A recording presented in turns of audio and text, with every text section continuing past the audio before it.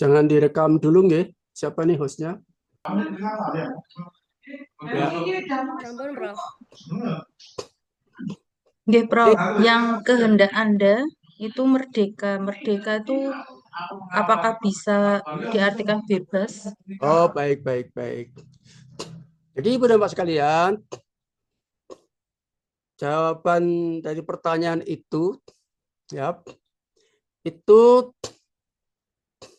semuanya bermuara pada pendapat para filsuf. Ya. Maka ada yang namanya kehendak bebas. Sebetulnya kehendak itu bebas lah. Kalau kehendak aja bebas, maka berpikir itu ya bebas. Yang tidak bebas ialah berkata, menulis, dan bertindak. Kalau memikirkan, silakan saja. Namanya orang berpikir, siapa yang mau mengontrol. Gitu ya. Nah, jadi kehendak aja bebas, apalagi berpikir lebih bebas lagi. Dan ada filsafatnya. Silakan nanti cari siapa filsufnya. Filsafat kehendak bebas. Ada itu. Baik. Silakan berikutnya. Jangan terlalu lama karena ini ya, jangan terlalu lama, langsung saja pertanyaannya disampaikan untuk ya. Kalau terlalu lama nanti saya hentikan tayangan ini. Ya. Baik, Prof, Ibu Jayanti silakan Bu. saya pikir tadi yang pertanyaan pertama itu jawabannya adalah pikiran. Siapa Anda, Prof. Marsikit? Oh, Ada. ya. Nggih, kalau saya pikir tuh Saya pikiran. saya mengendaki lebih suka ke yang pertanyaan umum dulu, Bu. Oh, pertanyaan umum. Kalau Ya, pertanyaan umum sebab begini, nanti Prof. penjelasan itu akan saya jelaskan pada yang kuis ini saya jelaskan pada kuis kedua. Kan Oh, pertanyaannya ngoten. sama. Nggih, nggih. Nah, Prof, izin Kalau bertanya, saya Prof. bertanya, Prof, bentar, Pak Bu Jayanti dulu. di bacaan Prof. Marsikit itu tertulis pernyataan bahwa negara-negara kecil tetangga Indonesia merasa lebih besar dari negara besar Indonesia dikarenakan mereka dalam kedudukannya menikmati jejaring sistemik warisan para penjajah terdahulu. Itu maksudnya bagaimana, nih, Prof? Oh Matur iya, nuwun. baik. Jadi sebetulnya itu kan fenomena struktur dunia yang sekarang yang dimulai dari manusia batu paling bawah, kemudian di atasnya adalah manusia tribal, di atasnya adalah manusia tradisional, di atasnya lagi manusia feodal, di atasnya lagi manusia modern, dan di atasnya lagi manusia kontemporer atau power now. Jangankan bangsa, seseorang pun di era kontemporer yang telah berhasil menggenggam dunia beserta isinya, kekuasaan, dia merasa paling besar dari negara manapun, apalagi negara, ya. Kan gitu kan? Nah, seperti misalnya sekarang ada Donald Trump, ya, Donald Trump, ya, itu kan ikoniknya Power Now itu kan Donald Trump, ikoniknya orang yang paling powerful, ya, ekonomi maupun persenjataannya kan begitu. Maka pembicaraan seorang diri Trump akan lebih kuat dari setiap negara. Kan begitu.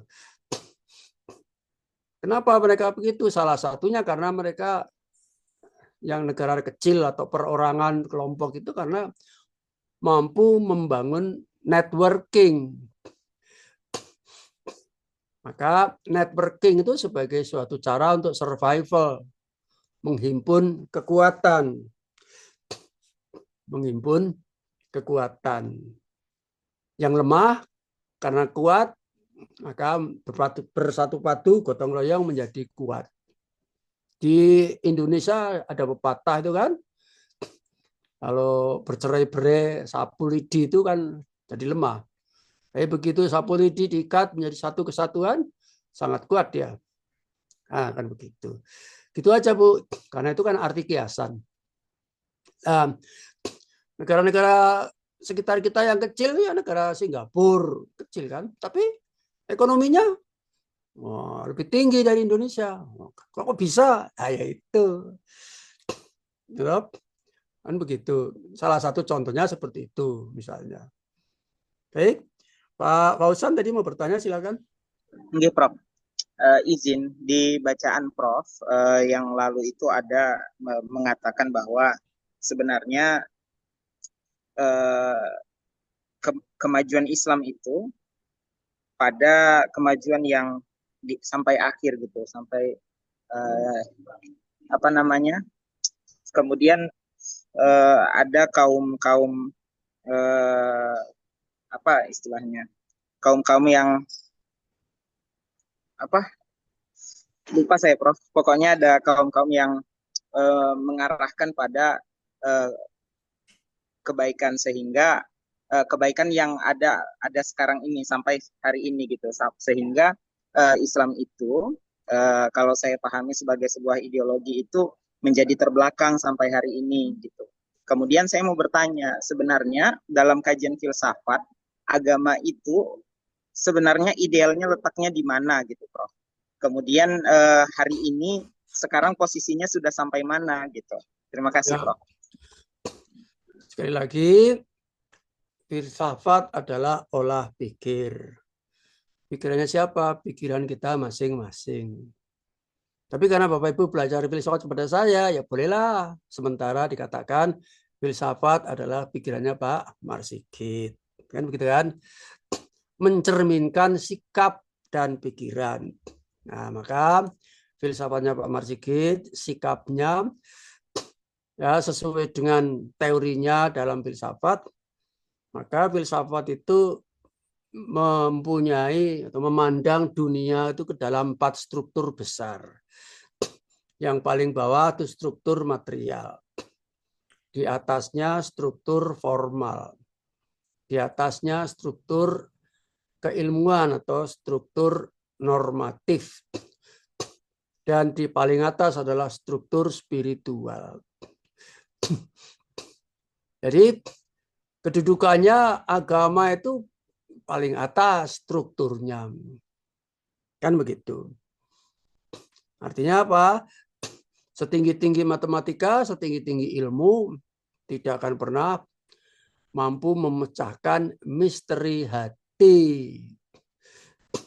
Kan begitu. Sementara hati itu adalah ranahnya spiritual. Jadi kalau di kampung-kampung itu Pak Kiai, Pak Ustadz, zikir ya didampingi dengan pikirannya. Karena masih bisa menghitung. Oh, menyebut asma Allah 99 kali misalnya. 200 kali ya. Ya. Bu Sarina itu sedang punya kegiatan apa, Bu? Iya, lagi di kampus. Jadi kuliah atau satu ruang ada kuliah? Enggak, Prof. Lagi di ruangan aja. Bersama-sama teman yang lain ini? Iya, Prof. Berapa orang di ruang itu ada berapa orang? Ada 4 orang, Prof. Oh ya, kok sepertinya sibuk banget ya. Tolong Iya, Bu, baru tolong ya dikondisikan supaya ada perhatian ya. Iya, Sebab menurut filsafat fenomenologi, segala macam ilmu, segala macam pencapaian itu dimulai dari perhatian.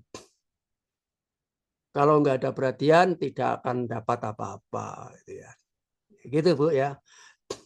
Nah, jadi tolong diperhatikan. Kalau nggak ada perhatian, nggak dapat apa-apa.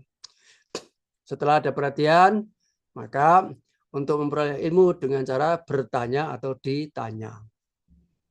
Kan gitu. Masalahnya ialah tidak semua perkara bisa ditanyakan.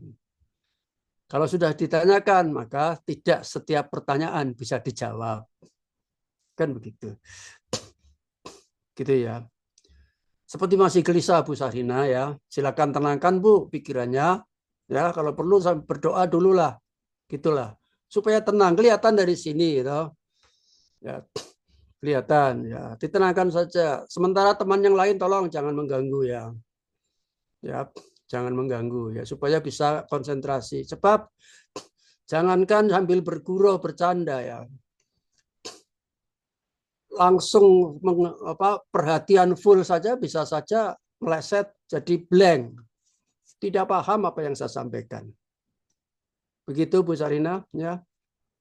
Baik, dan yang lain juga. Baik. Kemudian saya teruskan.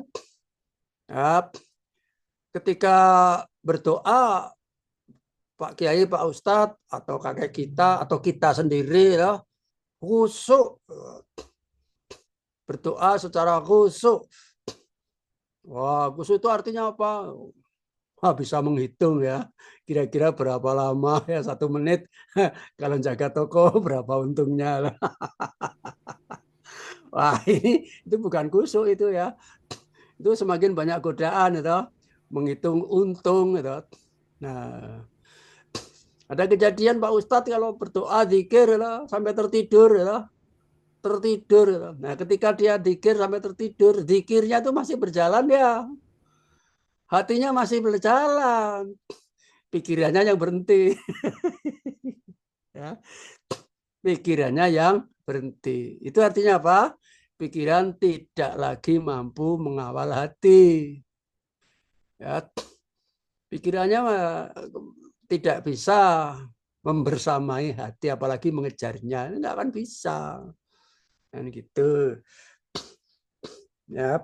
Nah, maka kendalanya daripada Islam ialah sesuai dengan hakikatnya, yaitu bagaimana mengatasi dikotomi yang ada. Ya, dikotomi antara dunia dan akhirat. Kadang-kadang pembicara, ustadz, kiai, atau orang awam juga kadang-kadang ya, karena situasinya yang mendukung, akhirnya berat sekali ke akhiratnya, lupa dunianya. Kadang-kadang ya orang juga saking asiknya ya dunia saja yang diurus lupa akhiratnya kan gitu kan. Nah, konon itu kata Mbah Kiai itu nggak baik, yang baik itu harus imbang ya. Ya, berdoa sekeras-kerasnya seakan-akan mau mati besok. Nah, gitu. Dan berikhtiar sekeras-kerasnya seakan-akan masih mau hidup 1000 tahun lagi kan begitu. Maka saya termasuk berolahraga keras setiap hari kalau ke kampus naik motor. Ya. Supaya apa? Supaya staminanya terjaga. Kalau hari ini bisa naik motor, insya Allah besok masih bisa naik motor. Itu prinsip saya. Jadi saya tidak bermanja-manja dengan stamina. Ya, tidak bermanja-manja dengan stamina. Karena kalau manja penyakitnya pada berdatangan. Itu ya.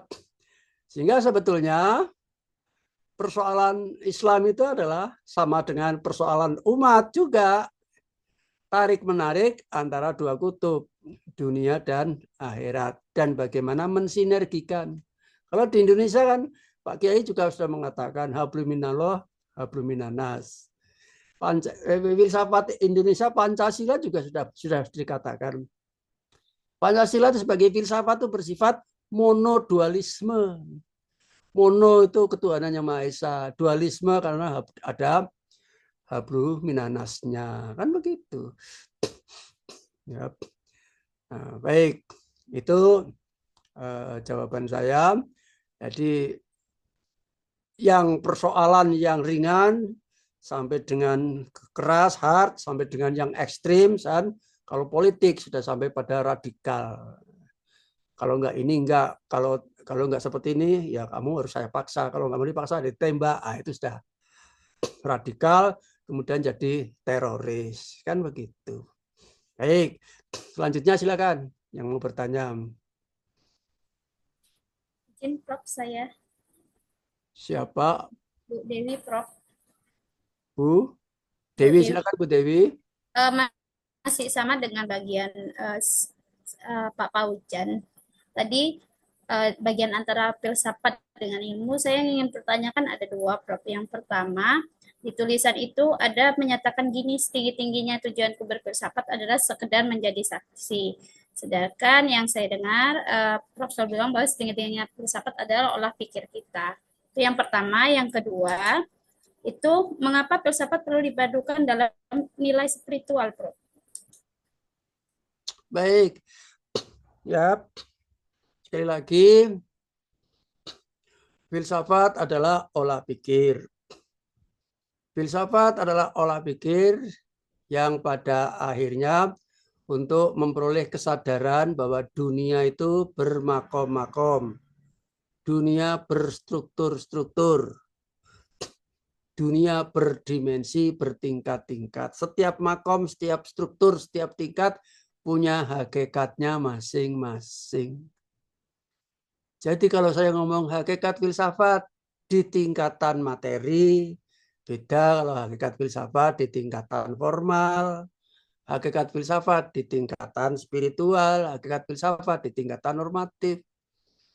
Begitu. Ya. Nah, kalau secara fisik, ya, secara fisik, ya, yang disebut hakikat hidup secara fisik itu apa? Hakikat hidup ya secara fisik ya apa? Mempertahankan napas, gitu, agar tubuh ini tetap bernapas itu secara fisik. Ya. Secara formal, hakikat hidup secara formal itu apa? Sebenar-benar hidup secara formal itu ya kalau bisa kita bisa menjadi legal, legal formal, absah, gitu. Nah, hidup kita itu absah, dilengkapi dengan dokumen, ya. Maka bentuknya menjadi formal. Kemudian hakikat hidup secara normatif, secara keilmuan, kan begitu, atau secara filsafat, kan begitu. Maka dari kacamata saya sebenar-benar hidup ya adalah apa? Membangun, ya. Membangun apa? Membangun dunia dan membangun akhirat. Itu kalau kita dikatakan hidup, orang yang masih berikhtiar untuk membangun, kan begitu. Maka sebenar-benar hidupnya secara spiritual, gitu, kalau dia tak bertakwa kepada Tuhan yang Maha Kuasa, Allah Subhanahu wa Ta'ala. Seperti itu. Ya. Jadi nggak usah heran kalau di dalam filsafat ketemu hakikat itu macam-macam. Ya. Ya. Nah, di tataran mana? Kalau di tataran politik, ya, untuk apa namanya kursus politik di tingkat nasional, diam adalah emas. Ya. Hakikat diam itu adalah emas. Nah, tapi kalau di rumah saya, cucu saya SD kelas 2 baru sedang belajar bicara, dikatakan diam itu adalah emas. Gimana bisa bicara? Hakikat itu sesuai dengan makomnya. Kan begitu. Maka saya punya definisi dan punya hakikat yang banyak yang tidak dimiliki oleh guru-guru kalau dia tidak mau belajar filsafat. Misal belajar. Saya membuat definisi di dalam filsafat, belajar adalah mengadakan yang mungkin ada menjadi ada. Dalam rangka membangun dunia dan akhirat. Begitu. Itu hakikat belajar. Nah, kalau guru nggak mau belajar filsafat, ya nggak akan pernah mendengar kayak gitu. Ya, nggak akan pernah mendengar kayak gitu. Kalau belajarnya bukan ke Pak Marsikit juga nggak akan pernah mendengar kayak gitu. Kan gitu kan? Nah, kalau dari guru ya hakikat belajar itu ya sesuai dengan teori di dalam ilmu pendidikan. Kan begitu. Belajar adalah perubahan. Belajar adalah proses. Sah-sah saja. Ya, silakan. Begitu. Baik. Itu dari saya. Siapa lagi yang Izin sudah Prof, saya ya, Prof kalau sulit bertanya tinggal dibaca saja tadi di WA. Bu Ramadhani ya, silakan Bu. baik, terima kasih Prof. Bu Dewi di off-kan dulu ya. Ya, silakan. Terima kasih Prof. Dari materi yang kemarin saya baca di situ kan ada Prof menuliskan awal dari filsafat adalah kesadaran dan akhir dari filsafat adalah mesin. Akhir dari filsafat adalah yang suaranya ya. Bu, nggak usah pakai ini Bu, nggak usah pakai earphone, lebih jelas. Udah Prof. Ya, nggak usah pakai earphone, langsung saja pakai laptopnya ya. Silakan diulangi Bu. Dari makalah itu ada awal dari filsafat adalah kesadaran dan akhir dari filsafat adalah mitos. Prof. Ya, apakah ada segala sesuatu itu berakhir? Ya, ini pikiran manusia. Beda, ini filsafat loh, pikiran manusia, belum sampai ke spiritual. Kalau spiritual, akhir itu adalah kuasa Tuhan. Kiamat itu kuasa Tuhan. Maka saya warning, tata cara, tata krama belajar filsafat, jangan sekali-kali bawa mitos itu ke dalam agama. Kalau nggak akan terkena dampak buruknya. Begitu. Urusan agama nggak ada kaitannya dengan masalah mitos gitu, dan logos. Logos itu dipakai untuk mengembangkan dan menyuburkan ya keyakinan dan ibadah ya dalam agama masing-masing. Gitu. Jadi apakah mati itu akhir? Ya, karena nanti akan ada kehidupan lagi. Gitu. Maka dikatakan sebenar-benar akhir adalah awal. Maka Immanuel Kant dapat membuktikan ya dunia ini berakhir dan tidak punya akhir sama-sama benar. Dunia ini punya akhir dan tidak punya akhir sama-sama benar. Loh, kok bisa begitu? Kan itu bertentangan dengan agama, Pak. Ingat ini filsafat, olah pikir. Dunia ini maksudnya adalah dunia pikiran. Gitu? Artinya apa? Kapan pikiranmu berakhir dan kapan pikiranmu tidak berakhir. Sama-sama benar. Sama saja dengan dunia itu punya awal sekaligus tidak punya awal. Loh kok begitu Pak? Wah itu nanti kafir loh Pak. Loh. Iya kalau secara spiritual awal daripada dunia ya penciptaan Allah Subhanahu wa taala, kuasa Tuhan, selesai. Ya. Kun fayakun jadilah kan begitu. Itu tadi Pak, dunianya filsafat itu kan pikiran. Artinya pikiran itu ada awal dan ada yang tidak punya awal. Pikiran yang punya awal itu apa? Matematika pakai definisi. Definisi itu kesepakatan, itu awal dari matematika murni. Kan begitu. Tapi pikiran yang tidak punya awal adalah pikiran intuisi. Ya. Kita mengerti cinta. Sejak kapan Bapak Ibu mengerti cinta? Beda mengerti sama memiliki. Ya. Mengerti cinta belum tentu memiliki cinta. Ya. Kan begitu. Tapi walaupun memiliki cinta maupun tidak tuh semua orang tuh hampir dipastikan mengerti tentang cinta. Tapi tidak ada satu orang pun di dunia yang bisa menyebutkan sejak kapan mengerti pengertian cinta, dari mana dan di mana. Sama saja juga mengerti tentang konsep sayang. menyayangi anak, menyayangi istri, menyayangi cucu, sayang. Semua orang awam tuh ngerti kok maksud daripada sayang. Itu kan pikiran, mengerti. Gitu. Di samping mengerti juga mempunyai rasa sayang.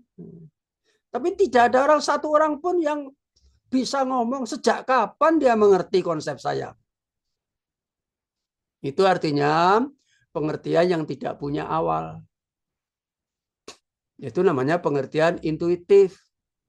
Sebenar-benar pengertian intuitif adalah pengertian berdasarkan pengalaman.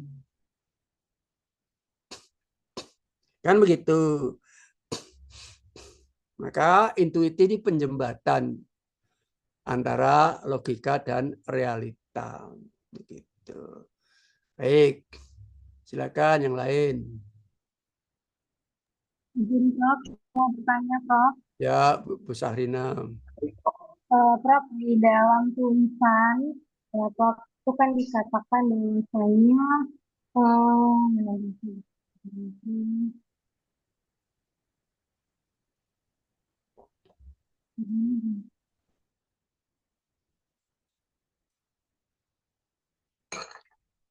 Silakan. Saya mau minum dulu ya. Silakan bertanya. ya, Prof, Supaya nggak saya tegang. mengambil Silakan Bu.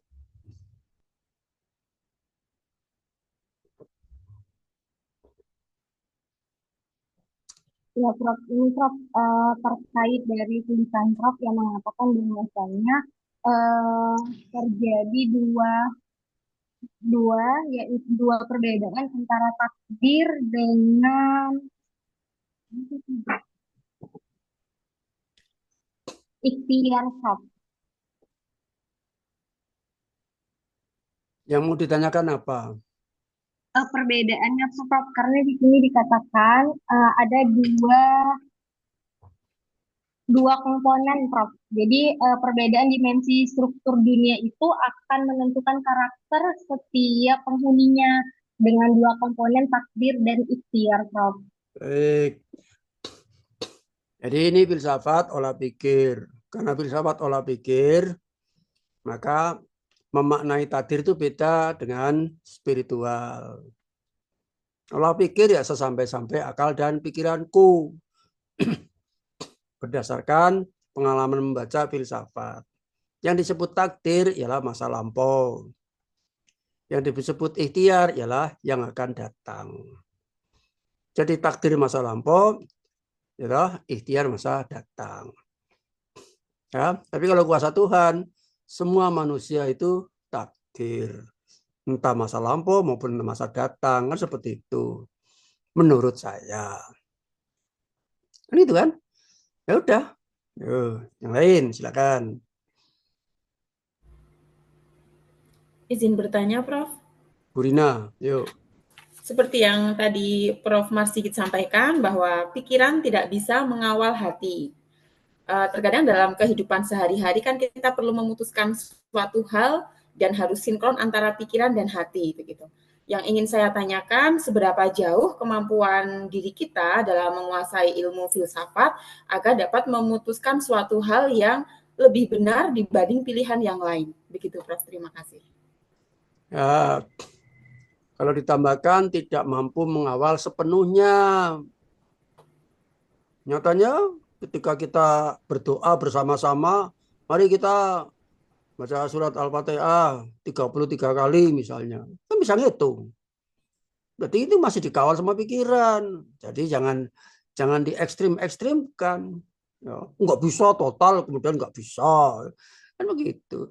Ya bisa lah, tapi punya batasnya. Begitu. Gitu ya, Bu.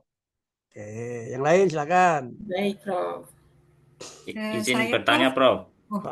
Silakan Pak. Aulia. Pak Fauzi dulu, Pak silakan. Fauzi dulu, Prof. Ya. Saya tertarik terkait dengan islamisasi ilmu pengetahuan, Prof. Ya. Nah, kalau terkait dengan islamisasi ilmu pengetahuan itu kalau dilaksanakan di Indonesia, apakah tidak bertentangan dengan keberagaman yang ada di Indonesia, Prof?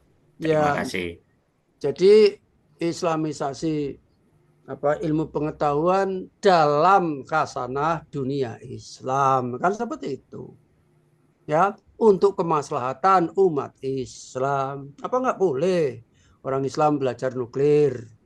Ya, orang Islam belajar kapal selam, ya, lautan, pergi ke planet Mars. Apa nggak boleh? Nah, kan seperti itu kan perlu, ya, perlu ilmu-ilmu. Gimana caranya? Ya itulah, gimana potensi yang besar dari Islam itu dipakai untuk membangun keilmuan itu yang bermanfaat. Itu. Maka kalau kita sudah strukturnya atau dimensinya sudah struktur dimensi itu bisa hierarki atas bawah, bisa kiri kanan, bisa muka belakang, ya kan begitu. Tapi di dalam negara Indonesia NKRI Pancasila ternyata Islam tidak hanya agama, tidak hanya satu, agama tidak hanya Islam saja, begitu kan? Nah begitu. Jadi ya harus memperhatikan itu, kan begitu. Baik, yang lain Pak Aulia tadi. Saya Prof ingin bertanya, terima kasih atas waktunya. Sederhana ya Prof, mengapa ada sesuatu daripada tidak ada sama sekali Prof? Diulangi Bapak. Mengapa ada sesuatu daripada tidak ada sama sekali Prof? Oh iya. Jadi pikiran manusia kan domainnya ada dua, yaitu fenomena dan noumena. Fenomena dan noumena. Fenomena yang bisa di panca indera, yang ditangkap panca indera itu fenomena, dilihat, didengar, diraba, ya. Nah, sedangkan yang noumena itu yang tidak bisa ditangkap dengan panca indera. Misalnya ruh, ya. Ruh. Manusia tidak akan pernah bisa mengerti apa itu ruh, apa itu jiwa. Maka Immanuel Kant memasukkan golongan itu ke dalam noumena. Ya sudah, kalau memang yakin diyakini saja, diterima saja, kan seperti itu.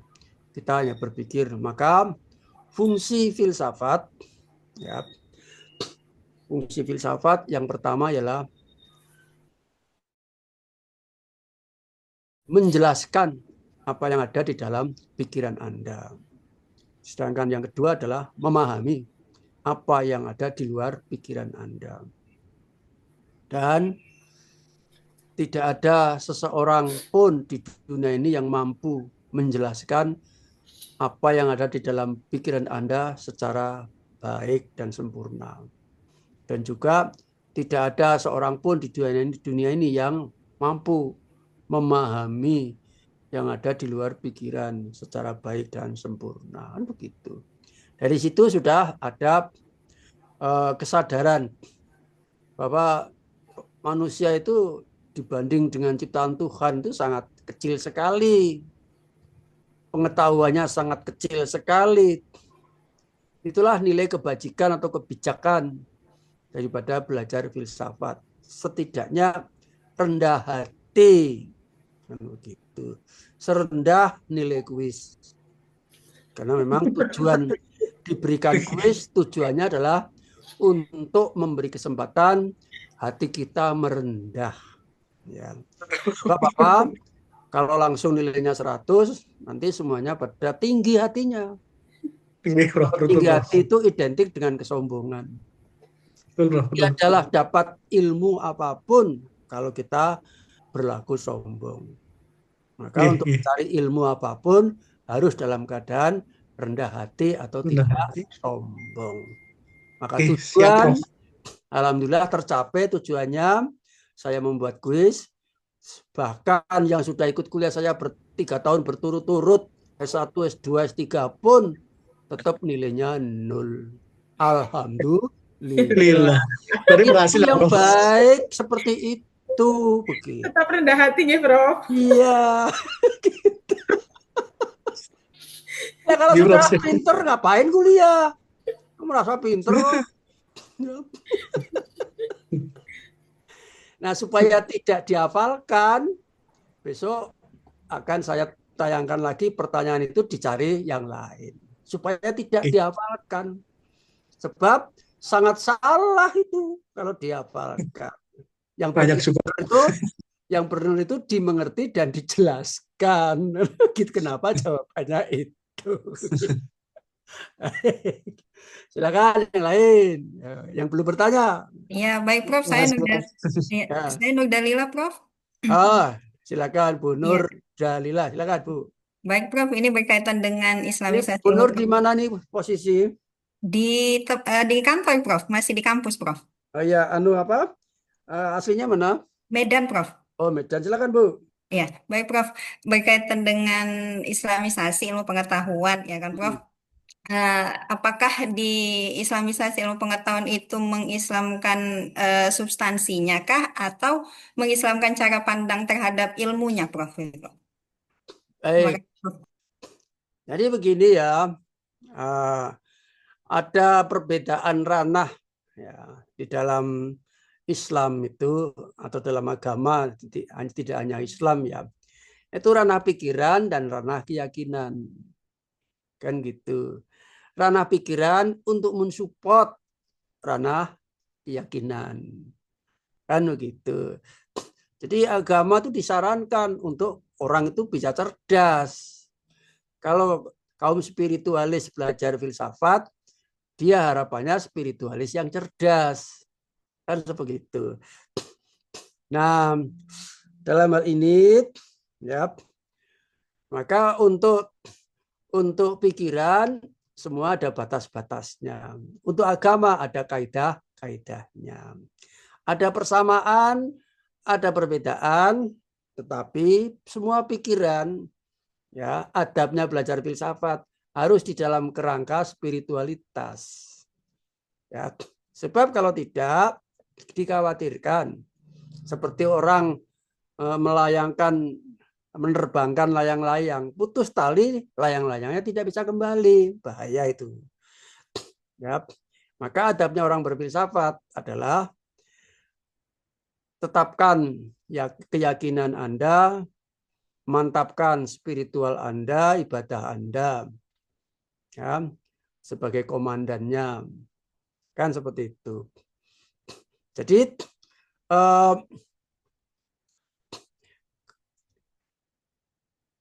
sepak terjang sehari-hari kalau kita dinaungi dengan spiritual dan tidak itu beda. Seperti yang saya tulis ketika saya ketemu dengan seorang yang ateis. Kan begitu. Seperti juga saya sebetulnya mengandung, hidup saya pribadi ini sebetulnya juga mengandung unsur fatal. Fatal itu berserah diri kepada takdir. Apapun itu, kalau kita sudah berusaha secara maksimal ya pada akhirnya hasil itu serahkan saja kepada yang berkuasa di atas sana. Kan begitu kan? Nah, misalnya tentang sekolah makanya saya sekolah kan tertunda. Saya umur 40 baru lulus S2. Tapi di luar negeri karena memang saya punya ideal kalau S2 itu harus kepengin ke luar negeri, cuma gitu aja. Malah melintang kursus bahasa Inggris ya.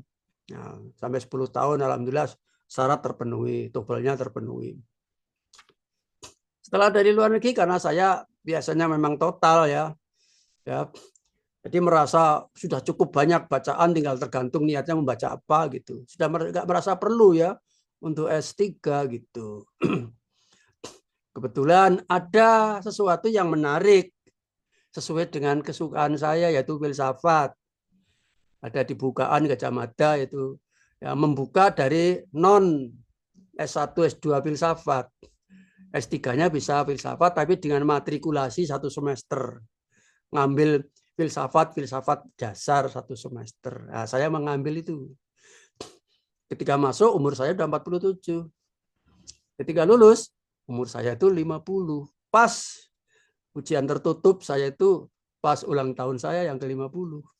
Gitu ya. Setelah itu saya sudah merasa selesai, udah S3. Ya, udah selesai, udah S3. Ya, malah khawatir jangan-jangan nanti sulit berkomunikasi karena S3 ya dengan mahasiswa S1 dan S2. Ternyata enggak ya. Ya, malah lebih lincah, lebih cair komunikasinya.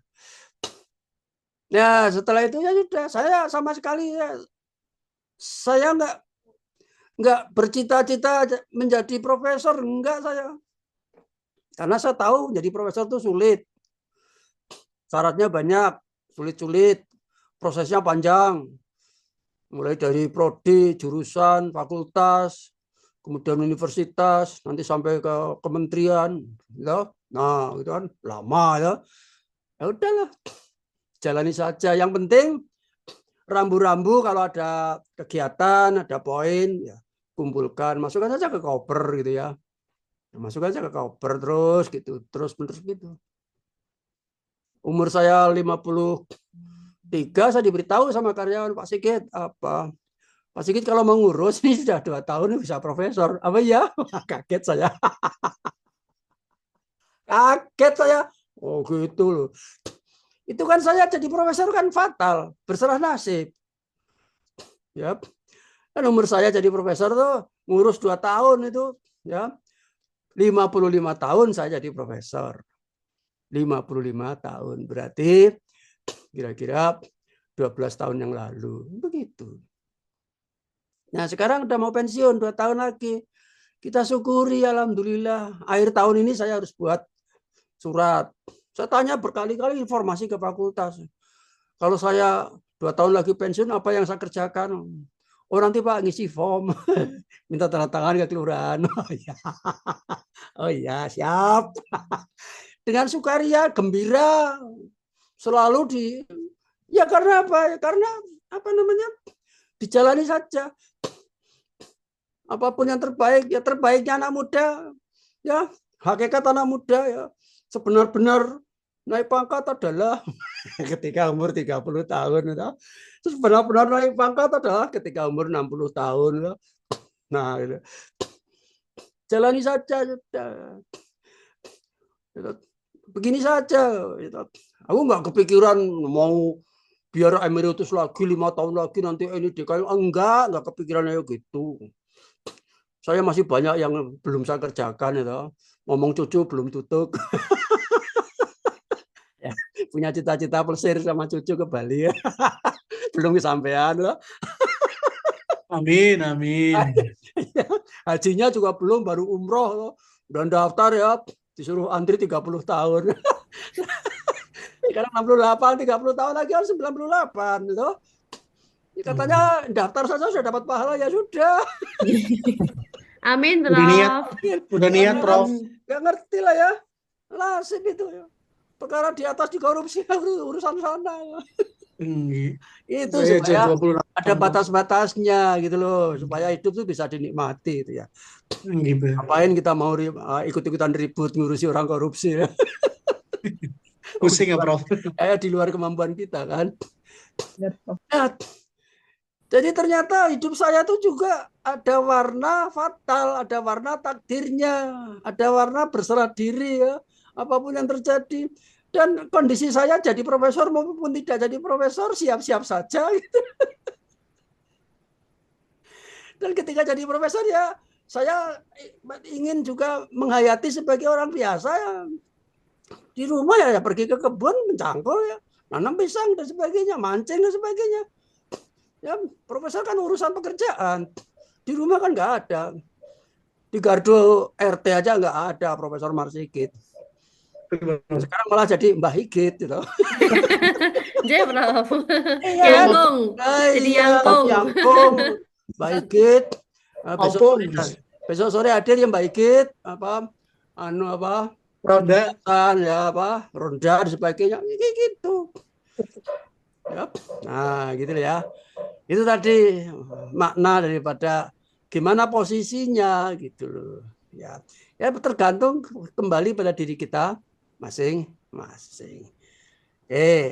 Lagi yang lain. Prof, saya Prof. Kristina, silakan. Kristina. Oke, Prof, tadi mungkin menyambung terkait dengan cerita Prof Marsigit untuk menjadi profesor, nih, Prof. Mungkin sedikit cerita ini, Prof. Saya kan juga saat ini sudah sampai di lektor Prof. Kemudian kalau di tahun 2025 ini Prof itu lektor kepala itu sebenarnya syaratnya kan sepertinya lebih dipermudah, cukup Sinta 2 gitu, Prof. Kemudian saya itu sudah mencoba mengajukan artikel, maksudnya memasukkan artikel dan itu nanti terbitnya mungkin setelah ini pada masa studi ini. Jadi saya itu tidak bisa mengajukan karena kan terkendala studi tidak boleh mengajukan jabatan fungsional ya Prof. Nah ini kalau menurut cerita dari cerita Prof Marsigit ini tadi, nah ini kayak ini ke hidup saya ini tadi itu cerita saya ini nanti akhirnya saya itu jadi elektor kepalanya kan jadi nggak bisa Prof, itu berarti fatal ya karena udah takdirnya atau karena memang kemarin-kemarin tuh kurang ikhtiar gitu ya Prof ya. Bagi saya itu hidup itu bukan setiap jengkal mencari untung. Ya, saya 13 tahun ya, naik pangkat juga pernah. 3C ke 3D 13 tahun saya. Karena saya terobsesi kuliah di luar negeri, ke Malang, ke Bandung belajar bahasa Inggris. Karena saya nggak bisa bahasa Inggris, saya awalnya belajar bahasa Inggris sampai lupa ngurus kenaikan pangkat. Apalah artinya 3 tahun kuliah kayak gitu aja sedih. Nah gitu loh ya, itu kan kaitannya dengan ya, sesuai dengan rezekinya masing-masing, diikhtiarkan tanya boleh, tapi jangan kemudian menjadi kontraproduktif terhadap hidup kita gitu loh, menurut saya seperti itu gitu. Kayak gitu ya Bu ya, mudah-mudahan dilancarkan ya, pangkatnya gitu. Prof, nunggu semoga segera lulus nanti. Ya, yang belum bertanya siapa ini? Saya Prof. Bu Pak Khairul Saya, nggih, Silakan, dari Khairul. ya.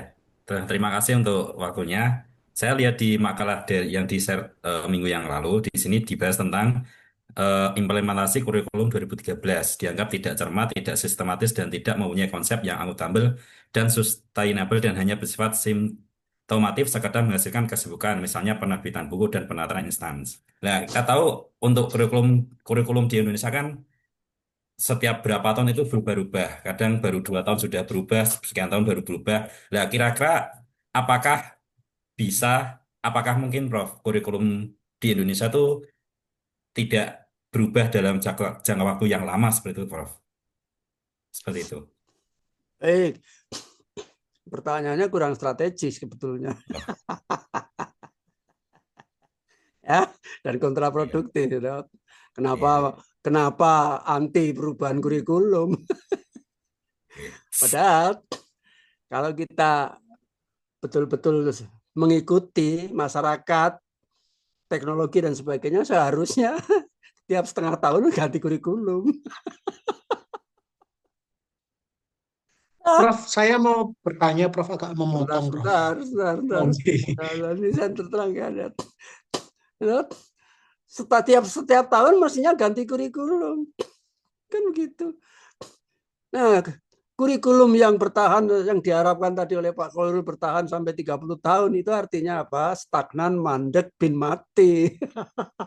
Menggambarkan masyarakat yang stagnan, masyarakat mandek, dan masyarakat yang mati. Sedangkan hidup setiap hari berubah. Idealnya ideal. Setiap hari ganti kurikulum. Oh, berani enggak setiap hari kurikulum? Mungkin enggak setiap hari ganti kurikulum? Pak Khairul. Pak yang lain. Mungkin enggak setiap hari ganti kurikulum?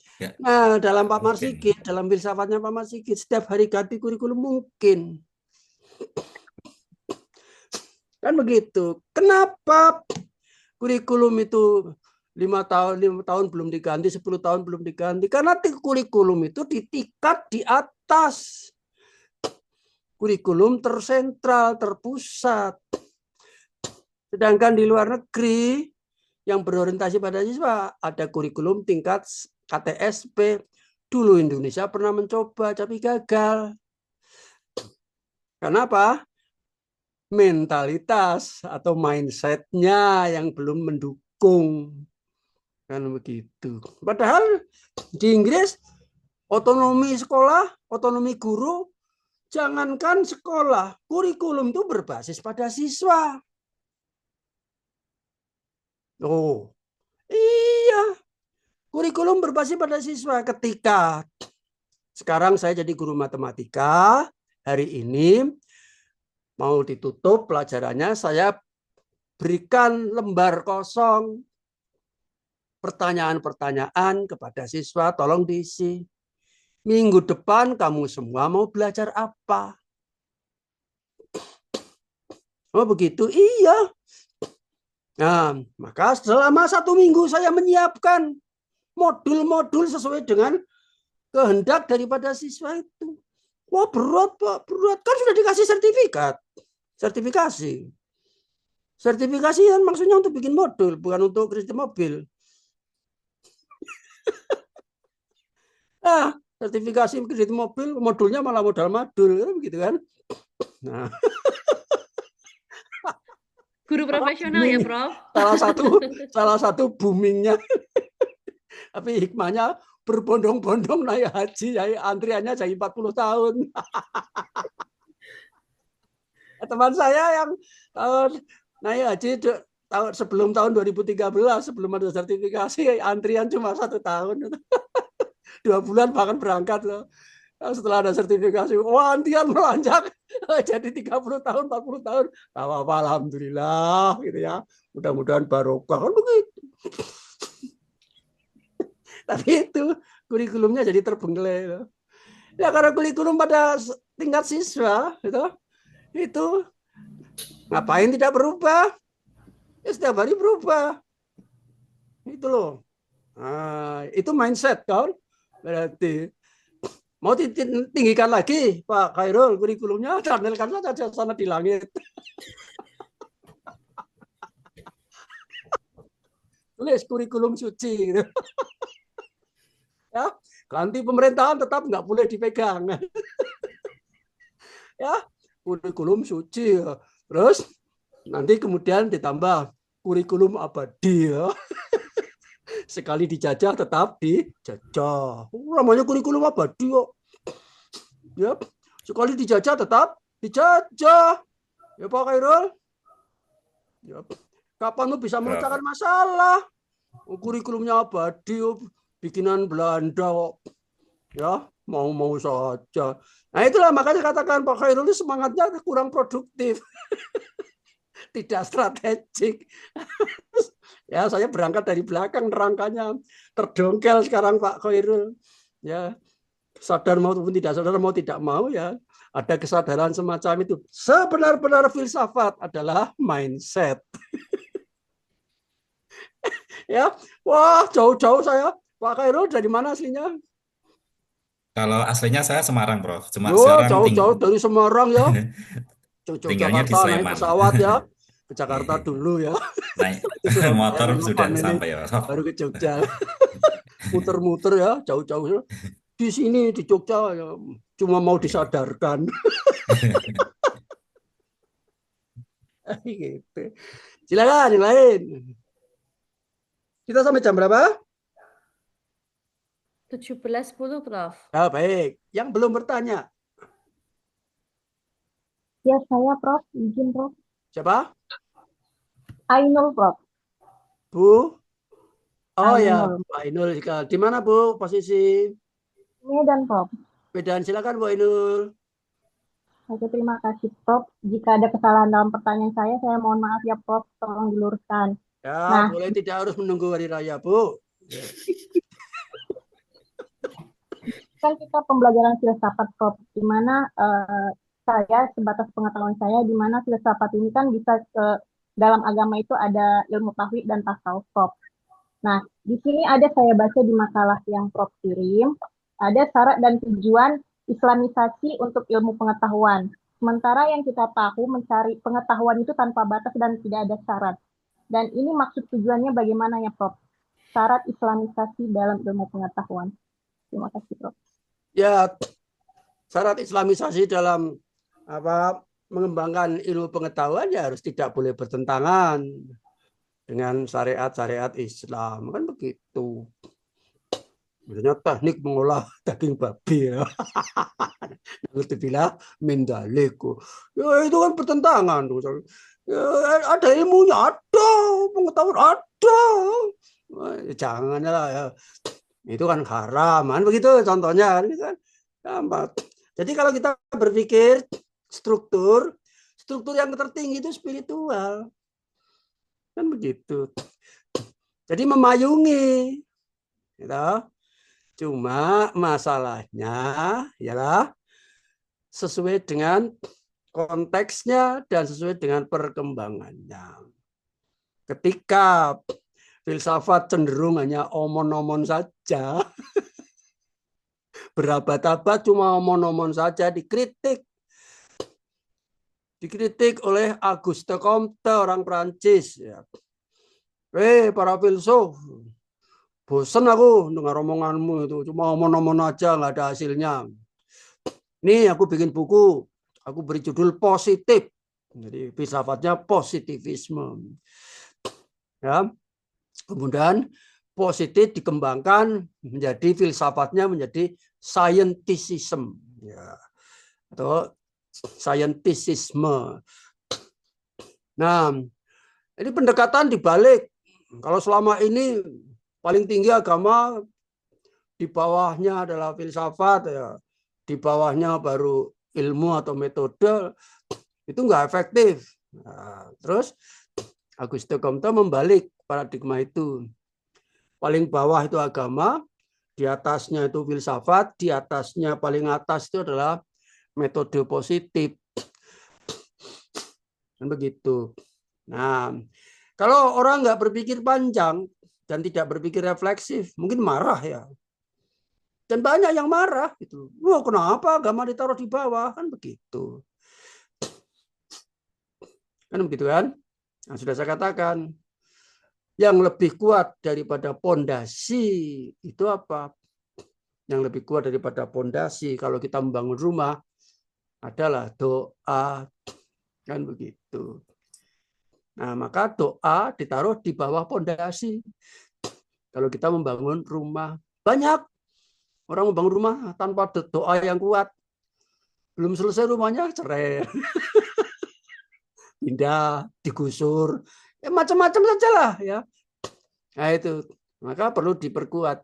Orang bangun rumah punya hajat itu selalu diperkuat dengan doa. Ketika memperkuat dijadikan sebagai pondasi, apa nggak boleh yang ngomong doa ditaruh di bawah, agama ditaruh di bawah. Nah, ketika aku mengamalkan, kita akan mengamalkan ayat-ayat, dalil-dalil, hadis, sunnah Rasul dan sebagainya, agama aku taruh di atas. Metodenya pakai analitik atau penjabaran, kan seperti itu. Ketika di bawah, metodenya pakai konstruksi. Jadi sah-sah saja ternyata. Gitu cuma gitu aja kok repot kan begitu. Baik, Pak Aulia, monggo Pak.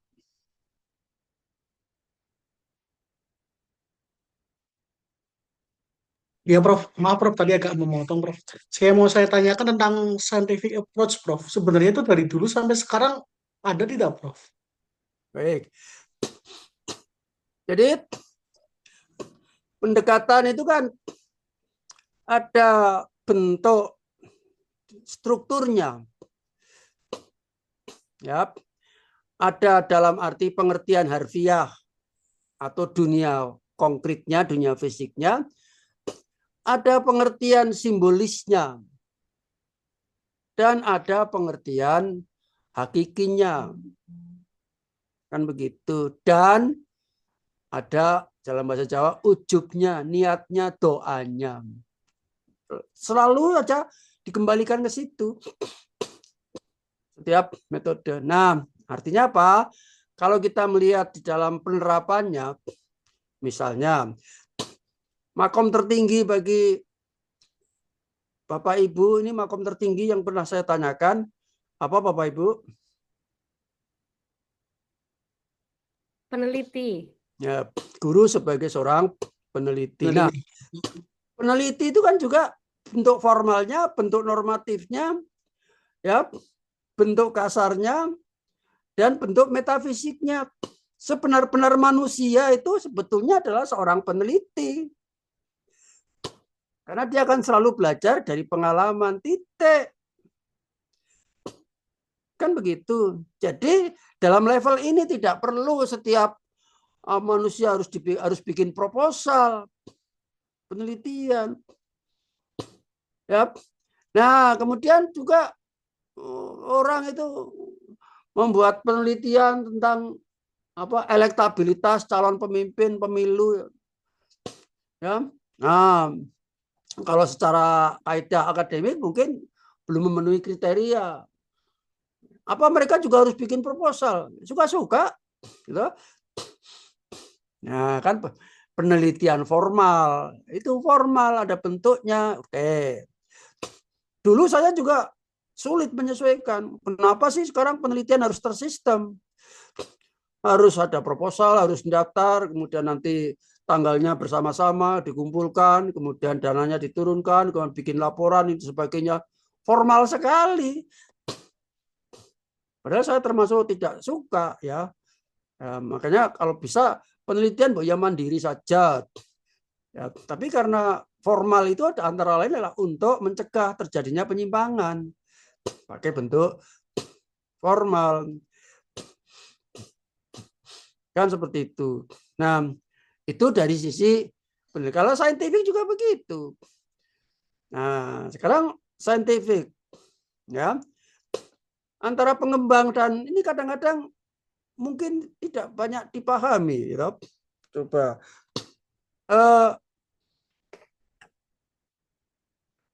saintifik itu yang pertama itu adalah mengamati. Yang kedua menanya. Dan yang ketiga mencoba. Dan yang keempat mengasosiasi. Dan yang kelima mengomunikasikan. Sekarang saya bertanya kepada Bapak Ibu. Langkah kedua itu menanya. Siapa yang bertanya? Siswa. Yuk, jawab semuanya. Siswa, Prof. Siswa. Guru untuk mengulas kembali, Prof. Baik. Nah, inilah contoh. 90% mengalami kebingungan guru itu untuk memahami metode saintifik. Kalau gurunya bingung, gitu, gimana siswanya? Kan begitu. Nah, sekarang contoh. Coba tolong Bapak Ibu yang ruangnya tempat duduk sekarang ada AC-nya. Jangan dilihat AC-nya. Jangan dilihat. Nah, sekarang dirasakan saja. Tolong ditulis di kertas. Dirasakan saja kira-kira suhunya berapa derajat Celcius. Tolong ditulis di kertas. Yang ruangannya ada AC-nya, tapi jangan melihat di AC-nya. Nanti kita untuk percobaan, untuk praktek dengan cara melihat AC. Ya, Bapak Ibu, ditulis. Nah, Bapak Ibu merasakan itu bentuk pengamatan. Merasakan suhu, berapa temperatur, itu bentuk pengamatan. Pengamatan itu tidak harus dengan mata. Tapi bisa juga dengan perasaan, pengalaman, dan pendengaran. Nah, setelah itu, saya bertanya. Yang bertanya itu saya, guru sebagai guru. Pertanyaannya ialah, berapa derajat suhu ruang di mana Bapak Ibu duduk dan ada AC di situ? Itu pertanyaan saya. Dan pertanyaan saya itu berupa Bapak Ibu menulis. Nah, Pak Fauzi, berapa derajat di ruang Bapak menurut Bapak? Ruangan saya tidak ada AC-nya, Prof. Yang ada AC-nya siapa? Saya, Prof. Nur Dalila. Nur Dalila, berapa derajat? Yang saya tulis 16 derajat Celcius, Prof. 16. Bu Sahrina. Yang saya tulis 20 derajat, Prof. Pak Khairul. Tidak ada AC-nya, Prof. Bu Ramadhani, 19, Prof. Bu Kristina. 23 Prof yang saya tulis. Yang ditulis itulah sebenar-benar hipotesis. Rumusan sementara. Bisa benar, bisa salah. Maka sebenar-benar metode saintifik ialah untuk membuktikan hipotesis itu benar atau salah.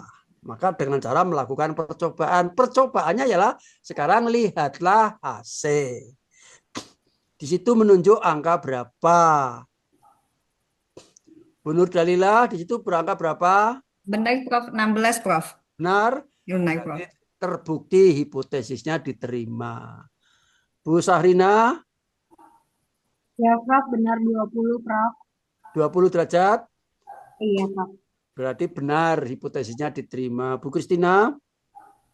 Ini harus keluar ruangan sedikit sebentar, Prof. Nggak langsung kelihatan. Oh ya, silakan. Bu Ramadhani? 16, Prof. Terus di AC? 16, Prof. Oh iya, kok betul semua? Jujur tadi ya? Prof, memang segini rusuh ruangan, Prof. Yang lain, apakah ada yang salah? Boleh salah itu. Benar dan salah nggak penting, yang penting membuktikan hipotesis. Nah, setelah hipotesis dibuktikan, itu namanya ngerti benar dan salahnya itu namanya diasosiasi.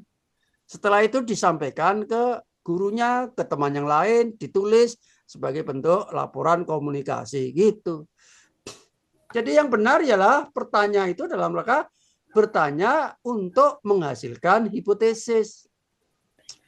Atau daripada sulit-sulit, nomor 2 itu sebetulnya hipotesis. Maka metode saintifik di dunia ini yang tidak pakai hipotesis hanya di Indonesia. Hipotesisnya dihilangkan, diganti pertanyaan. Supaya apa? Supaya bisa molimo. Apa itu molimo, Prof? Supaya bisa molimo, menanya, gitu? Oh, 5M. Amati, ya, 5M molimo, supaya bisa menanya, mengamati, ya, mencoba mengasosiasi dan mengomunikasikan. Dikorbankan dia makna hipotesis. Seorang pengembang seperti itu. Tanggung jawabnya di mana? Sampai sekarang, sampai kurikulumnya bubar, semua guru tetap bingung kok. Bapak Ibunya bingung. Itu tanggung jawabnya di mana ya, Bro? Ya itulah. Karena dia hanya mementingkan sosialisasi. Padahal seluruh dunia yang namanya saintifik pasti ada langkah kedua, yaitu hipotesis. Saya observasi di sekolah SD di Australia, di Melbourne itu, di tembok besar saintifik nomor 2 hipotesis. Anak kelas 2 SD. Kalau di sini kok diganti pertanyaan. Ditanya siapa yang bertanya, bingung. Dasarnya dari mana ya, Bro? Ya itulah, dasarnya supaya ini bisa 5M. Orang Jawa molimo, begitu kan? Keren, mudah disosialisasi, nggak paham nggak apa-apa. Ya itulah namanya mindset. Kenapa? Proyek supaya proyeknya berhasil, begitu biasa ya. 3 tahun ya, Bro. 3 tahunan. Dan proyek kan diharapkan gagal supaya bisa bikin proyek lagi kan begitu. Tematik. Nah, ini kalau Pak Khairul udah kurikulumnya bertahan 50 tahun ini nggak ada proyek. Nah, itu gimana? Anggaran nggak berjalan ya, Bro. Nah, itu dari sisi sosial ekonomi aja nggak kurang tepat Pak Khairul itu minta kurikulum. Baik, Ibu dan Bapak sekalian, waktunya sudah cukup. Ya, sudah lewat. Saya minta maaf kalau ada kesalahan. Tolong Bu nanti Bu Saya, Prof. Ya, Bu Jayanti di YouTube kan boleh ya? Semuanya Silakan, Prof. Semuanya ikhlas toh? Bersetuju. Ikhlas, Prof. Prof, ya? sedikit bertanya boleh, Prof? Ya, boleh. Ini mengenai tugas 3, Prof. Saya buka itu kan udah 400 halaman nih, Prof. Ya. Maksimal kita meringkas berapa halaman, Prof? Tugas 3 tuh yang 400 halaman tuh yang apa ya? Yang kritikal, Prof. Yang menganggap kritikal. tentang teori itu bahwa. Sebetulnya pertanyaannya bukan meringkas itu. Apa, Bu? Uraian filsafat. Apa? Uraian. Menguraikan itu. Oh Iya. iya, menguraikan. Meringkas itu kan matematika. Nggih. Kalau filsafat itu menjabarkan. 400 bisa jadi 900. Oh, siap. Oh iya, 400 bisa jadi, wong satu saja bisa jadi 10. Nggih, Bro. Nggih. Penjelasan. Yang penting kan Nggih. dijelaskan. Paham nggak gitu? Nggih. Monggo, tugas-tugasnya Nggih. kita lah ya. Baik. Nggih, matur suwun, Prof. Begitu saja Nggih. dari saya minta maaf kalau ada kesalahan dan mengucapkan selamat. Semoga Bapak Ibu tetap sehat. Amin, amin, ya Rabbal Amin, amin. Berkah, ya dilindungi Allah Subhanahu wa Amin. taala. Amin, amin ya rabbal Amin, Marilah amin, kita amin, ya akhiri dengan berdoa dan membaca alhamdulillah. Alhamdulillahirabbil alamin. Assalamualaikum warahmatullahi wabarakatuh. Wassalamualaikum Waalaikumsalam warahmatullahi warahmatullahi wabarakatuh. wabarakatuh. Terima kasih, Bro. Izin stop, Prof.